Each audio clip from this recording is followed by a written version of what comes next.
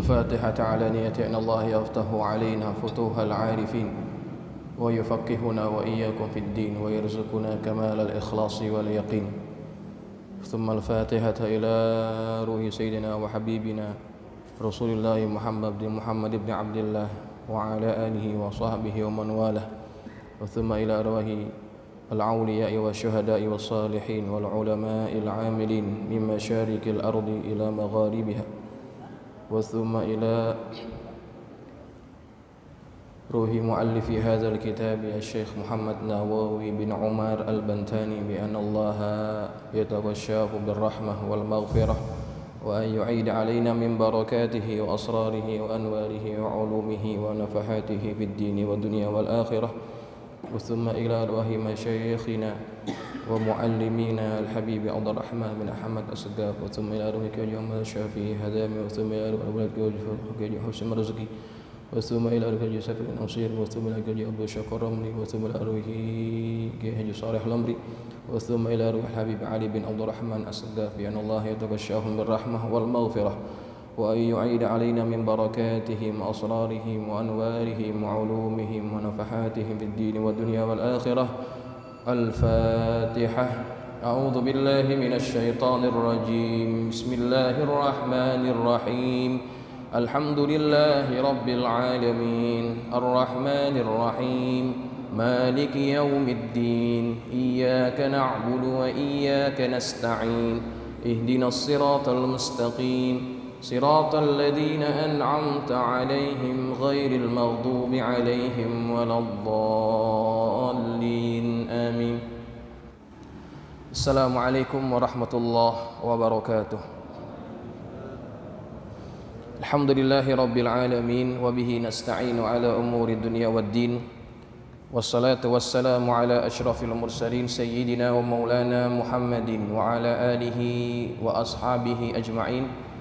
سبحانك لا علم لنا إلا ما علمتنا إنك أنت العليم الحكيم. رب اشرح لي صدري ويسر لي أمري واحلل عقدة من لساني يفقهوا قولي. أما بعد فإن أصدق الحديث كتاب الله تعالى وخير الهدي هدي محمد صلى الله عليه وسلم وشر الأمور محدثاتها وكل محدثة بدعة وكل بدعة ضلالة وكل ضلالة في النار.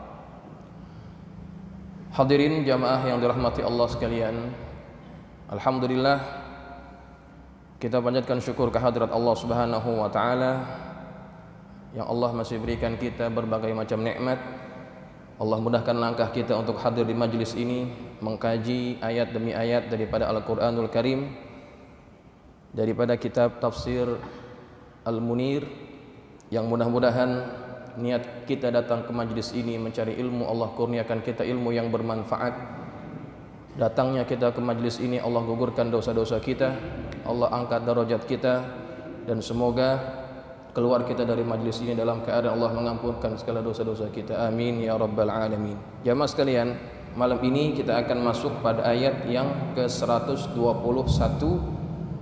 dan juga kalau ada waktu kita akan masuk kepada ayat 122. Seperti biasa kita akan baca ayat yang akan kita bahas, mengharap barokah dan rahmat daripada Al-Qur'anul Karim. Silakan.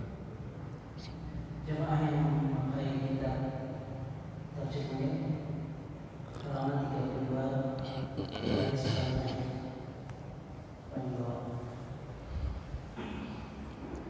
أعوذ بالله من الشيطان الرجيم.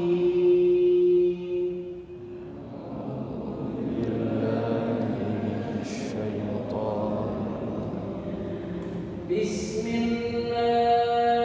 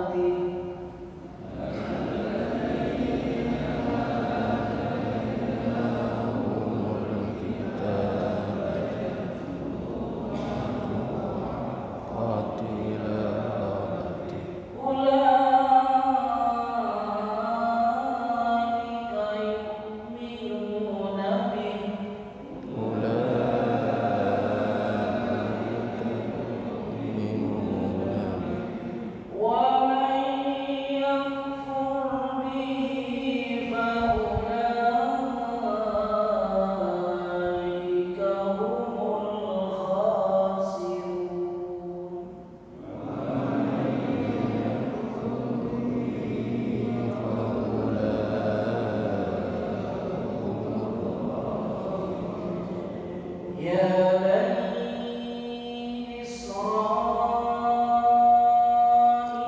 اذكروا نعمتي التي أنعمت عليكم إسرائيل اذكروا نعمتي التي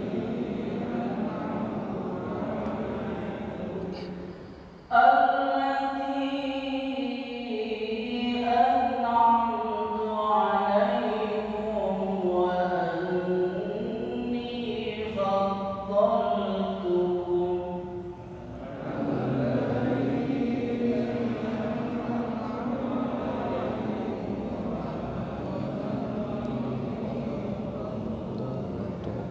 وأني فضلتكم على العالمين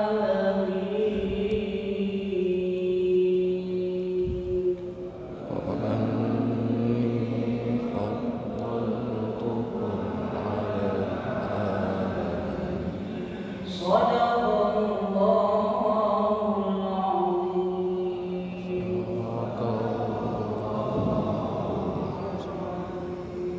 Bismillahirrahmanirrahim. Qala al-musannif rahimahullahu ta'ala wa nafa'ana bi ulumihi fid dharain amin. Qala radhiyallahu ankum alladhina atainahumul kitab Abdullah bin Salam wa ashabuhu wa Buhaira al-Rahibi wa ashabahu wan Najashi wa ashabahu, dan orang-orang yang kami berikan mereka Alkitab. Di antara mereka adalah Abdullah bin Salam dan sahabat-sahabatnya, dan Buhaira si pendeta dan sahabat-sahabatnya, wan Najashi dan sahabat-sahabatnya. Mereka semua kita sudah bahas bagaimana mereka tetap beriman dengan kitab yang diturunkan kepada mereka. Yatlunahu haqqa tilawatihi ay yaqra'unahu kama unzila la yughayyirunahu wa la yubaddiluna ma fihi min na'ti Rasulillah sallallahu alaihi wasallam. Mereka membacanya dengan sebenar-benar bacaan, yakni mereka membaca kitab mereka itu sebagaimana diturunkan. Tidaklah mereka mengubahnya ataupun juga mereka tidak menggantinya apa-apa yang berada di dalamnya min na'ti Rasulillah sallallahu alaihi wasallam, daripada sifat Rasulullah sallallahu alaihi wasallam. Wa yatadabbaruna fi ma'anihi, dan mereka mentadabburi apa-apa yang berada di dalamnya. Wa yakhda'una 'inda tilawatihi, dan mereka tunduk ketika membacanya.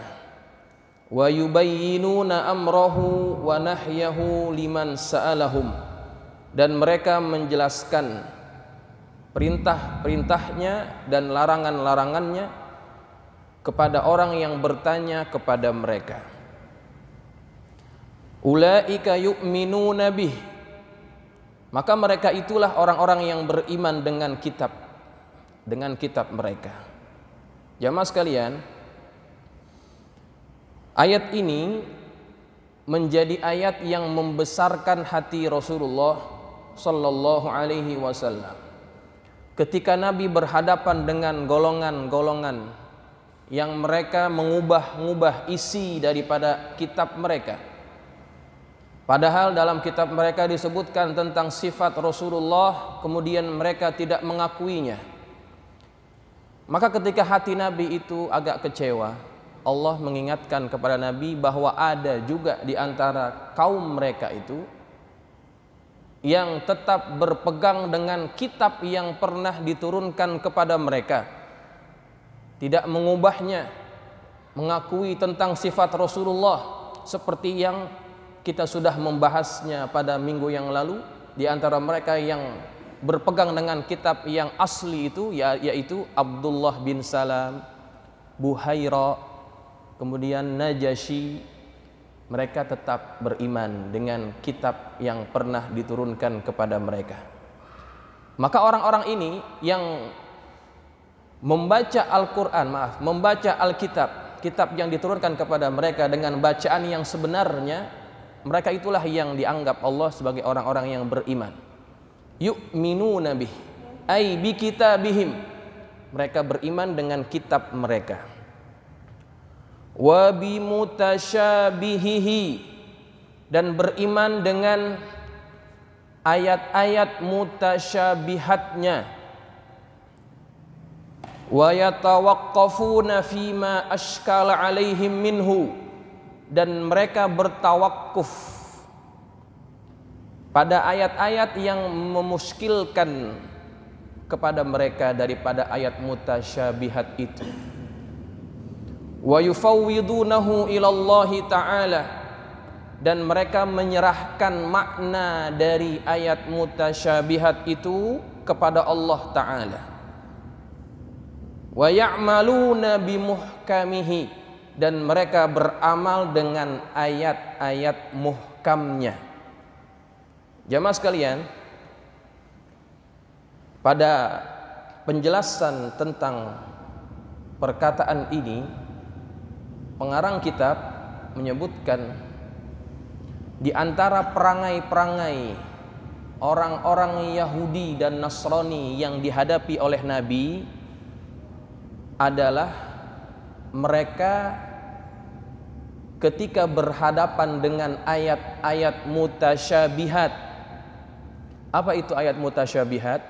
Ayat yang maknanya masih samar, tidak berapa jelas, memerlukan kepada takwil, gitu ya. Jadi dalam Quran itu ada dua jenis ayat. Ada yang disebut ayat-ayat muhkamat, ayat-ayat muhkam yang jelas, yang tetap, ya ini muhkam, jelas. Contohnya apa? Contohnya misalkan ayat yang memerintahkan kita untuk meninggalkan perbuatan-perbuatan judi dan juga minum arak. Innamal khamru wal maisiru wal ansabu wal azlamu rijsum min amali syaitan fajtanibuhu. Ini ayat menjelaskan kepada kita untuk meninggalkan, menjauhkan perbuatan maisir, judi, minum-minuman keras dan sebagainya. Ini muhkam, jelas. Nah, ada ayat-ayat yang mutasyabihat, yang maknanya tidak berapa jelas. Allah Subhanahu wa taala menjelaskan itu dalam Quran, yaitu surah Al-Maidah pada ayat yang ke-7. Allah menjelaskan itu. Huwallazi anzala 'alaikal kitab. Dialah Allah yang menurunkan kepadamu Al-Kitab, yakni Al-Quran.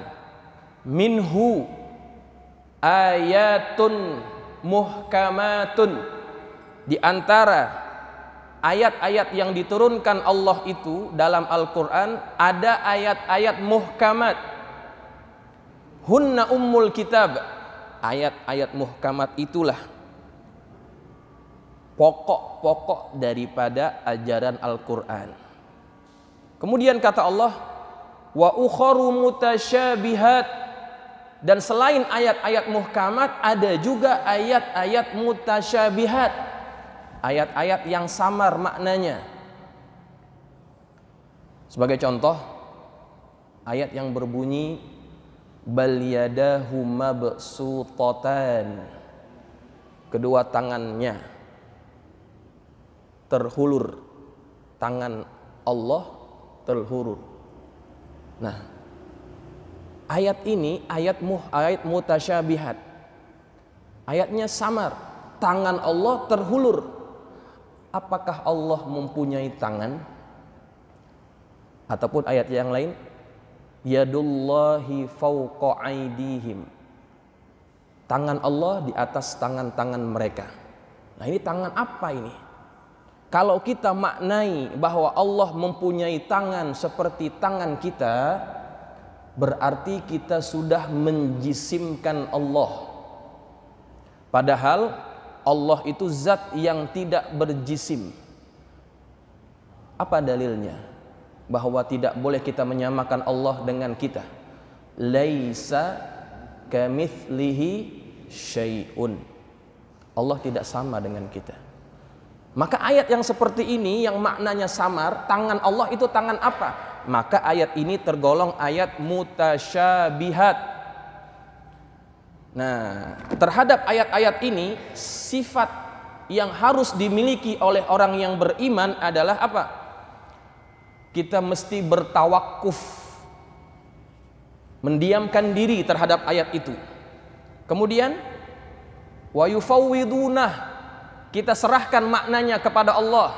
Itu makna yang terbaik ketika berhadapan dengan ayat-ayat mutasyabihat. Sebab golongan-golongan ini suka mentakwilkan ayat-ayat mutasyabihat sesuai dengan kehendak hati mereka. Sebagai contoh, ketika mereka membaca ayat yang menjelaskan tentang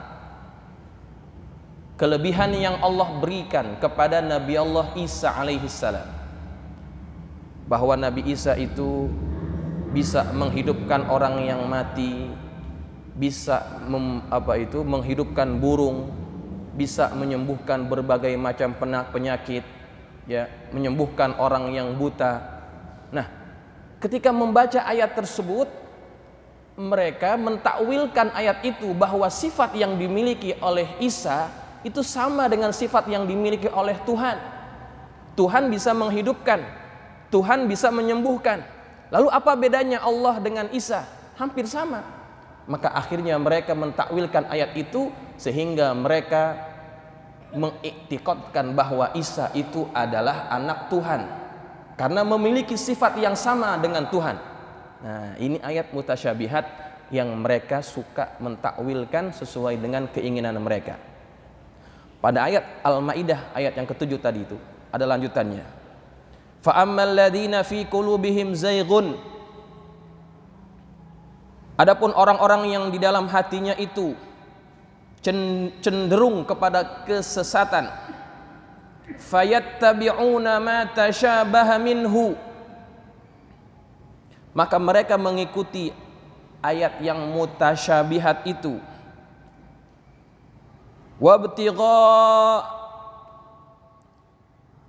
Ibtigha al-fitnah, tujuannya apa? Untuk mencari-cari fitnah. Wabtigha ta'wilih, dan juga untuk mencari-cari takwilnya. Wa ma ya'lamu ta'wilahu illallah, padahal tidak ada yang mengetahui takwil tentang ayat mutasyabihat itu kecuali Allah, ya, kecuali Allah saja. Warasikhuna fil ilmi yaquluna amanna bihi kullum min indi rabbina, dan orang-orang yang rasikh, orang-orang yang ilmunya mendalam, mereka berkata amanna bihi, kami beriman dengan ayat tersebut, kullum min indi rabbina, semuanya datang daripada Tuhan kami. Nah, jamaah sekalian, ini juga yang menyebabkan terjadinya kesesatan di kalangan akidah umat Islam, di mana ada beberapa golongan yang terkeluar daripada akidah karena mereka mencoba-coba mentakwilkan ayat-ayat mutasyabihat, ya. Maka bagi kita ahlu sunnah wal jamaah, yang terbaik adalah seperti yang dikatakan oleh Imam Asy-Syaikh Nawawi Al-Bantani ini. Kita tawakuf, mendiamkan diri, kemudian serahkan maknanya kepada Allah. Itu yang terbaik, ya. Maka akidah kita akan selamat. Baik. Kemudian jamaah sekalian yang dirahmati Allah, wa may yakfur bihi, barang siapa yang kufur dengannya, ai bil kitabi al-mu'ta, yakni dengan kitab yang diberikan, yang didatangkan, bi an yughayyirahu, barang siapa yang kufur dengannya dengan cara mereka mengubah isinya, faulaika humul khasirun, maka mereka itulah golongan orang-orang yang rugi. haitsu ishtarawul kufra bil iman, di mana mereka itu menjual ataupun membeli kekufuran ya dengan iman mereka. Maka ayat ini menjelaskan keadaan keimanan mereka. Ketika mereka mengubah isi Al-Quran, maka mereka sudah menggadaikan keimanan mereka kepada kekufuran.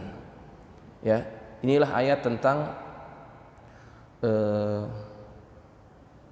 statement Allah bahwa orang-orang yang beriman dengan kitab tidak mengubahnya, merekalah yang diakui sebagai orang yang beriman, dan mereka yang kufur yakni dengan mengubahnya, merekalah orang-orang yang rugi nanti pada hari akhirat. Kemudian jamaah sekalian yang dirahmati Allah, di antara sikap yang harus kita teladani daripada ayat ini, yang mesti kita terapkan dalam kehidupan kita. Konteks ayat ini kan berbicara tentang orang-orang Yahudi, orang-orang Nasrani yang mengubah ayat-ayat Quran sesuai dengan keinginan mereka. Maka pelajaran bagi kita, hendaklah kita janganlah mengikuti perbuatan mereka. Dengan cara apa? Kita menghalalkan yang haram atau mengharamkan yang halal. Kebanyakan yang dilakukan oleh manusia adalah menghalalkan yang haram, ya, menghalalkan yang haram. Ini harus dihindari. Di antaranya apa? Di antaranya adalah Allah mewajibkan bagi setiap mukminah untuk apa? Menutup auratnya, ya, untuk menutup auratnya. Allah jelaskan itu dalam surah An-Nur. Nah, aurat wanita itu disepakati oleh para ulama, seluruh anggota tubuhnya. Nah, mereka berbeda pada batasnya, ya. Sepakat mereka bahwa para wanita dan juga laki-laki tentunya wajib juga menutup aurat. Tetapi yang ditegaskan di sini adalah para wanita. Para wanita diwajibkan juga untuk menutup auratnya, tetapi mereka berbeda pada batasan. Ya. Ada yang menganggap wajah ini adalah aurat yang wajib ditutup, maka tidak boleh menampakkan wajah. Ada yang tidak mewajibkannya.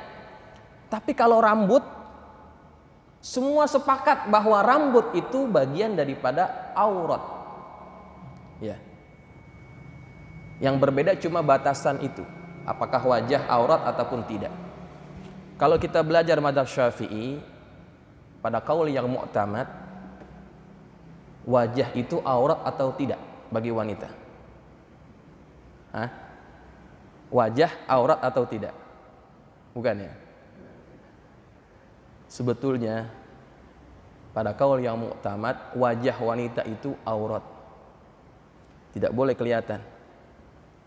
Tapi kita di Indonesia tidak menggunakan kaul yang ini, kita ngambil kaul yang lain. Tapi masih dalam ashabus Syafi'i juga punya kaul, ya.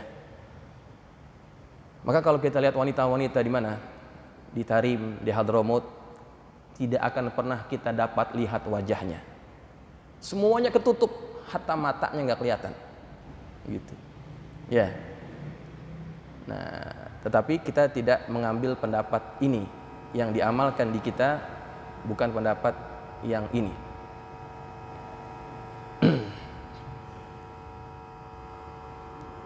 Baik, jamaah sekalian yang dirahmati Allah, itu contoh ya, contoh supaya kita jangan mengikuti perangai orang-orang ini dengan cara kita menghalalkan yang diharamkan oleh Allah. Baik, jamaah sekalian yang dirahmati Allah, kita teruskan. Ya bani Israil adhkuru ni'mati allati an'amtu alaikum. Wahai bani Israel, ingatlah kalian akan nikmatku yang aku kurniakan kepada kalian. Ya. Jamaah sekalian, sebelum kita masuk ayat ini, saya ingin jelaskan tentang siapa itu Bani Israil. Saya sudah jelaskan dulu hanya tentang namanya. Israil itu adalah nama lain daripada Yakub alaihissalam. Nabi Yakub alaihissalam, dia mendapat ataupun mempunyai nama lain yang dikenal sebagai Israil. Apa maksud daripada Israil ini? Ada ceritanya. Jadi Israil ini atau nama lain daripada Yakub, summiya bihadzal ism, dia dinamakan dengan nama ini karena dia pernah melakukan perjalanan pada malam hari atas perintah Allah. Ya. Isra, ya kan? Ada ayat yang kita kenal istilah itu dengan peristiwa diperjalankannya Nabi pada malam hari, yaitu Isra wal Mi'raj. Jadi Isra ini adalah nisbah kepada apa yang pernah dilakukan oleh Yakub ketika dia disuruh oleh bapaknya. Bapaknya siapa namanya? Ishak. Dia punya bapak namanya Ishak, anaknya Nabi Ibrahim. Kenapa Nabi Ishak menyuruh Yakub untuk pergi dan dia melakukan perjalanan pada malam hari? Karena Ishak ini punya 2 orang anak lelaki. Yang pertama namanya Aish, yang kedua namanya Yakub. Sifat 2 orang anaknya Ishak ini bertolak belakang. Kalau Yakub orangnya peramah, baik, sopan. Sebaliknya, saudaranya ini tidak bersifat seperti itu. Buruk akhlaknya. Kemudian satu hari Nabi Ishak pernah mendoakan anaknya yang bernama Yakub ini. Pernah didoakan oleh ayahnya. Ketika dia dengar ayahnya mendoakan Yakub, dia semakin kesal. Maka dia berniat jahat kepada saudara ini, saudara kandungnya ini, yakni Yakub. Sama apa itu skenarionya seperti Qabil dan Habil, tapi tidak sempat terjadi pembunuhan. Ketika Ishak mengetahui akan niat jahatnya saudara kandungnya Yakub ini, maka Ishak menyuruh Yakub untuk hijrah. Hijrah kemana? Hijrah ke satu negeri yang jauh. Ketika mereka tinggal waktu itu, mereka tinggal di Palestina. Disuruh pindah ke rumah pamannya, di mana? Di Haran, di daerah Irak. Hijrahlah kamu ke sana, pindahlah kamu ke sana. Temui pamanmu di sana yang bernama Laban namanya. Pamannya namanya Laban. Pergilah ke sana. Nah, perjalanannya itu dilakukan pada malam hari. Maka kemudian dia dikenal sebagai Israil. Ya, Isra itu nisbah kepada satu kejadian yang dimana dia melakukan perjalanan pada malam hari. Il itu nisbah kepada Allah. Dia melakukan perjalanan itu karena Allah, begitu. Ya. Nah, jamaah sekalian, ketika Nabi Allah Yakub ini sampai ke Haran, ke Irak, berjumpa dengan pamannya. Pamannya ini punya anak. Anaknya ada 2 orang perempuan. Yang satu namanya Lia, yang satu namanya Rahil. Adik-beradik. Ya, adik-beradik. Nah, waktu itu pada syariat Nabi Allah Ibrahim itu masih dibolehkan kawin dengan saudara kandung. Maka menikahlah Yakub dengan 2 orang anak pamannya, dengan Lia dan Rahil. Lia kakaknya, Rahil adiknya. Dari istri yang tua, yakni si Lia ini, Nabi Yakub punya anak sebanyak 9 orang. Dari Rahil ada 2. Jumlahnya berapa? 11. 11 ya. Nah, dari yang satu nama anak-anaknya diantaranya siapa? Namanya Ruben. Ruben, tahu Ruben? Ruben itu nama anaknya Nabi Yakub. Ada lagi yang satu lagi namanya Simeon atau Simon. Ada yang namanya Lewi. Kalau di Inggriskan jadi Levi. Nah, itu saya tuh. Ada lagi yang keempat namanya Yehuda. Yehuda. Ada yang namanya Dan. 5. Yang keenam namanya Naftali. Yang ketujuh namanya Gad. Kemudian yang ke-8 namanya Ashir.